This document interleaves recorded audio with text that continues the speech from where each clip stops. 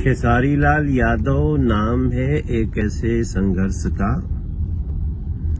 जिसने खुद से अपनी दुनिया बनाई है। और खेसारी लाल यादव नाम है एक ऐसे गरीब घर से निकले हुए बच्चे का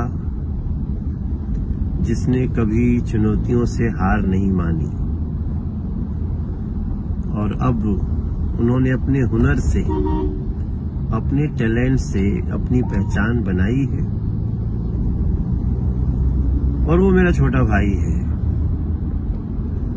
खेसारी लाल यादव का आज जन्मदिन है। खेसारी में आपको ढेर सारी शुभकामनाएं देता हूं। खूब खुश रहो